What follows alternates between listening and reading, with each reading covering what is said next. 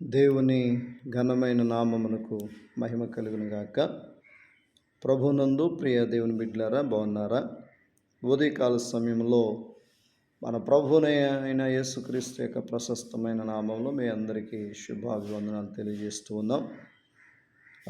మా అనుదిన ప్రార్థన కార్యక్రమాన్ని ప్రతిరోజు వీక్షిస్తూ ఆత్మీయంగా బలపడుతున్నటువంటి మీ అందరికీ కూడా దేవుని నామములో ఆశీర్వాదము కలుగునుగాక.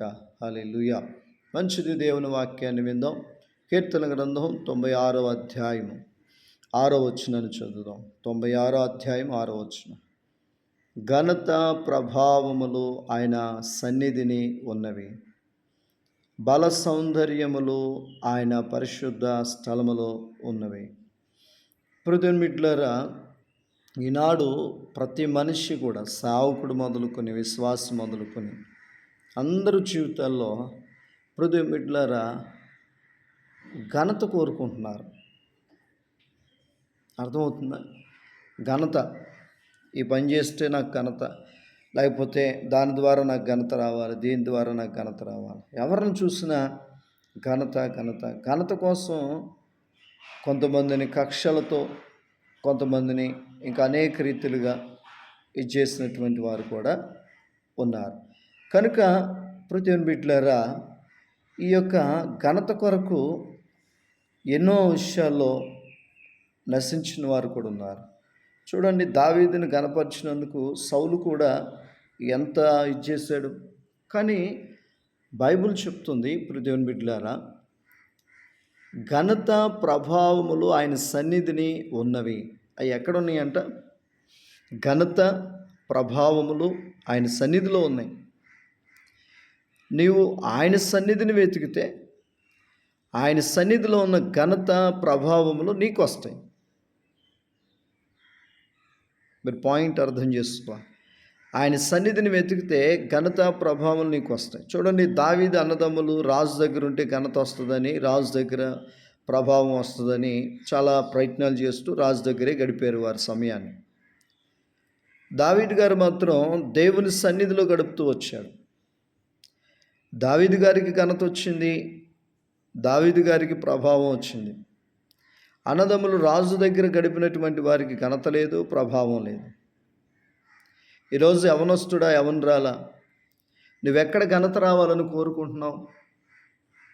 ఏ స్థలంలో ఘనత రావాలని కోరుకుంటున్నావు? ఉద్యోగం చేసే కాడ, వ్యాపారం చేసే కాడ, చదువుకునే కాడ, సేవలోన, ఎక్కడ ఘనత రావాలన్నా ఆయన సన్నిధిలోనే ఉంది. ఆయన సన్నిధిలో గడుపు, ఆయనే నిన్ను ఘనపరుస్తాడు. ఆయన ప్రభావం నీ మీదకి వస్తుంది. సేవకులు కూడా ఎన్నో బలహీనమైనటువంటి పనులు చేస్తూ ఉన్నారు ఘనత కోసం. లేదు ప్రియమిత్రులారా, ఆ సేవకుడి కంటే ఈ సేవకుడి కంటే ఆ సేవకుడు గొప్పవాడుగా ఘనత నొందాలని చూడబాకు. దేవుని సన్నిధి నువ్వు ఎంత గడిపితే అంతగా నిన్ను కనపరుస్తాడు. ఆయన సన్నిధిలో ఉన్నాయి. యేసన్న గారిని మరి ఒక్కడిగా ఉన్నప్పుడు, ఆయన దేవునితో గడిపినప్పుడు ఆయన కనపరచలేదా? ఏమండి, ఎక్కడున్నాడు ఆయన? ఎంత పరిస్థితిలో ఉన్నప్పుడు ఎవరు పట్టించుకోలేదు. తర్వాత ఘనత వచ్చింది. ఎప్పుడు వచ్చింది? ఆయన సన్నిధిలో గడపడం వల్ల. ఈ ఉదయం నువ్వు నేర్చుకోవాల్సింది, ఘనత ప్రభావం ఆయన సన్నిధిలో ఉన్నాయి. బల సౌందర్యములు ఆయన పరిశుద్ధ స్థానంలో ఉన్నాయని. బలము సౌందర్యం కూడా కావాలి, అవి కూడా ఆయన సన్నిధిలో ఉన్నాయి. కనుక దేవుని సన్నిధిలో ఈ విషయాలు నేర్చుకుని అక్కడ గడపండి. ఆయన మిమ్మల్ని కనపరుస్తాడు. అన్ని విషయాలు ప్రార్థన చేసుకుందాం. పరిశుద్ధుడా, ప్రేమ కలిగిన దేవా, ఉదయం మొదలుకుని రాత్రి వేళ వరకు నీ సన్నిధి కాపుదల దయచి, నీ సన్నిధిలో గడిపిన వారు ఘనపరచబడ్డారు. వారి మీద వీరు ఏవో చెప్పుకొని ఘనత పొందాలని చూసిన వారు పడిపోయారు.